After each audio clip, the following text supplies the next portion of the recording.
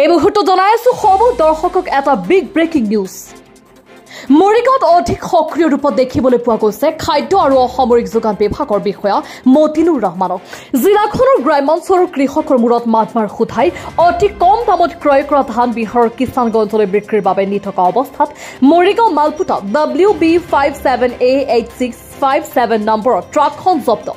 নগাঁও ঢিঙৰ মাজাৰুল নামৰ ব্যৱসায়ীজনে ঢিঙৰ বিলতীয়া চাৰিআলিৰ MS এণ্টাৰপ্ৰাইজৰ নামত থকা চালানৰ ভিত্তিত বিহাৰৰ কিষাণগঞ্জলৈ বিক্ৰীৰ বাবে নিছিল প্ৰায় 20 মেট্ৰিক টন ধান।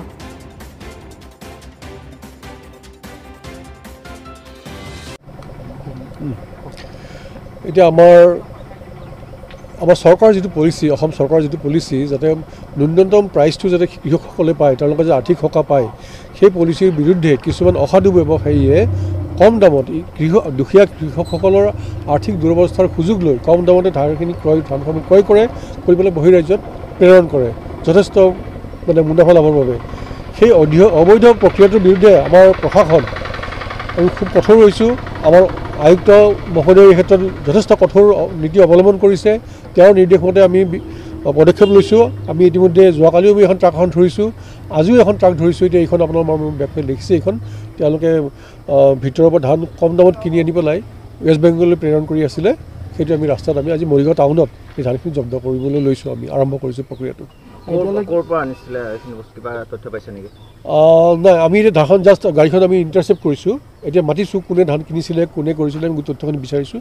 এইখিনি আমি পৰৱৰ্তী অনুসন্ধানত ওলাব। এইখিনি এতিয়ালৈকে মৰিগাঁও জিলা আপোনালোকৰ যি টিমে কাম কৰি আছে, কিমানখন ধৰণৰ গাড়ী জব্দ কৰিব সক্ষম হৈছে? এইবাৰ এই ক্ৰপটোত আমি এইখন ছেকেণ্ড গাড়ী। এইখন আমাৰ আগতে আমি ধৰিছিলোঁ, সেইটো আগৰ ফাৰ্ষ্ট এই ছিজনটোত। এইবাৰ এইটো যিটো বড়ো প্ৰক্ৰিউৰমেণ্টৰ যিটো ছিজন, সেইটো সময়ত আমি এইখন ছেকেণ্ড ট্ৰাক। একচুৱেলি কৃষকসকলে ধানৰ ৰেটটো আচলতে কিমান পাব লাগিছিল বা 2186 টকা পাব লাগে প্ৰতি কুইণ্টেলত।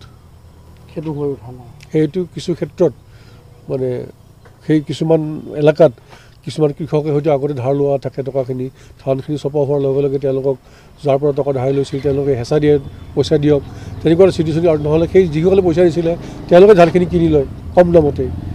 সেই বস্তুটো কৃষকৰ অসহায়তা আৰু আৰ্থিক দুৰ্বলতাৰ সুযোগটো এই বেপাৰী হিচাপে সম্পূৰ্ণ সুযোগ ল'বলৈ চেষ্টা কৰে। আৰু যিহেতু ধান ক্ৰয় চেণ্টাৰ ইতিমধ্যে কেইবাটাও দিছে আমাৰ ইয়াত দিছে। এতিয়ালৈকে কিমানটা মৰিগাঁও জিলা সক্ৰিয় হৈ আছে?